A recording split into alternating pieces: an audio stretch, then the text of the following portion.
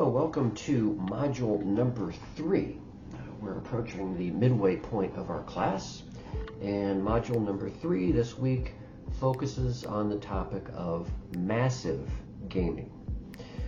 So the focus of the chapter is how the video game industry transformed from the crash of the mid-1980s. Now you remember going back to chapter 1 and module 1. That's where we left off. In the crash of the 1980s and the question of whether or not the video game industry would even continue. And from that point, we pick up the story and we see how, in fact, obviously the video game industry did continue, and it continued in such a way that it became truly, truly massive. And it became massive in two main ways. The first was through the rise of competitive gaming and esports. And the second way was through the emergence of the MMORPG, which celebrated size with the very first letter in its acronym, massively. So let's look at the first way that video games became massive, with the rise of esports. And it was really Nintendo. And Nintendo was a 100-year-old Japanese company at that time that made the switch into computer gaming. But it was Nintendo that was a major force in reviving the game industry in the mid-1980s, specifically with its NES, or Nintendo Entertainment System. Now, its importance was not just as a home console, but also for creating worldwide competitions for its games in an era before esports was even coined or even existed. Now, eventually these amateur tournaments progressed and professional leagues started emerging, like the PGL, the Professional Gamers League, or the CPL, which was the Cyber Athlete Professional League. Other companies then, like id Software, who was the maker of Doom, later made the game Quake and created Quake tournaments throughout the United States, where a number of amateur gamers would go to try to win prizes. South Korea became a leader in this competitive gaming world with its various LAN centers throughout the country.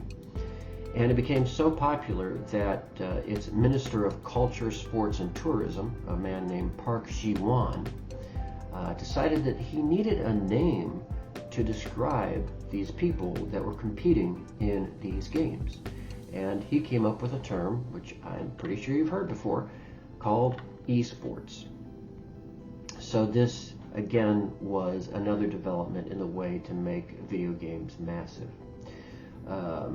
Further contributing to this was Twitch, which brought competitive gaming to your desktop computer, and so you could follow gamers or watch gaming online. So that's the esports side of massive gaming that you're going to be learning much more about this week. The other aspect of it is the MMO, or massively multiplayer online games. And what is that old saying? When you're telling something to someone that is extremely obvious that they probably already know, I'm preaching to the choir. Well, my guess is that I'm preaching to the choir here about MMORPGs, because I'm certain that you've all played some of them in your lives. But I hope that by looking at the history of them this week, that you'll learn something a bit more about how they have developed over time. And we begin with the precursors to the modern MMORPG. These included games like the Islands of Kesme, Neverwinter Nights, and then what many consider to be the first true MMORPG, which was Ultima Online. And this was in the late 1990s. I started playing the Ultima games long before we had an online capability. That was back in the mid-1980s. So the Ultima Online transition point is is very significant because this was an established gaming 7 or 8 different Ultima games before that point. So this Ultima transition online to an MMORPG was hugely significant. So these 3 games paved the way for 5 other games that made their marks in MMORPG history. This included EverQuest, RuneScape, Final Fantasy XI, EVE Online, and then the granddaddy of them all, World of Warcraft, which still has a monumental influence today. So that's a brief overview of our content for this week. In our discussion question, you're going to be selecting an article that interests you from The Daily Grind and Massively Overthinking. Now, The Daily Grind is a long-running feature in which the Massively Overpowered, and that's the group that does so much good writing about MMORPGs online.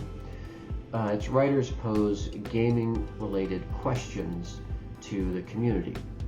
Massively Overthinking is another feature. It's a weekly feature from Massively Overpowered, and the writers take turns weighing in on a particular MMO-related topic, and then they turn it over to the community for discussion. And essentially that's what we're going to be doing in our discussion class today. You're going to be serving as the writers, so to speak, for Massively Overpowered. You're going to be bringing to the classroom some topic of interest, and we will all then debate and discuss it. Finally, this week you're going to be contributing to your final course project, and this week the contribution is going to be an outline. And you may roll your eyes and groan at having to develop an outline, but outlines are really essential tools to help you develop and plan your research papers. I can just go over a couple of ways that outlines are so significant in helping to create a valuable paper.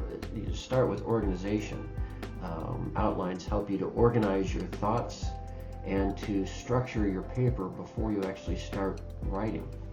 It helps you to concentrate on how the big ideas all come together. Outlines also help with focus.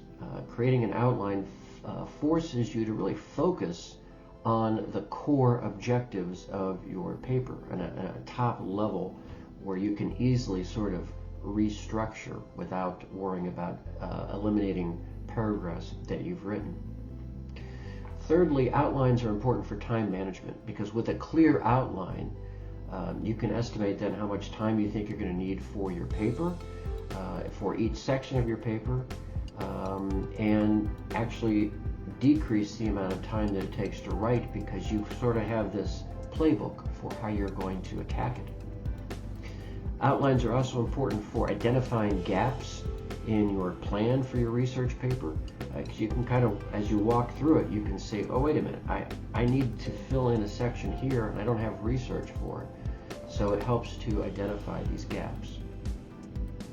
Outlines are also important because it helps you to revise before you actually write the paper. So it provides this blueprint for your paper that you can rework, revise, and restructure before committing to the full writing process. And finally, and this is an overlooked point, that outlines can help reduce the anxiety about writing papers. For many students, I know writing a large paper can be an anxiety-inducing experience. It can be daunting.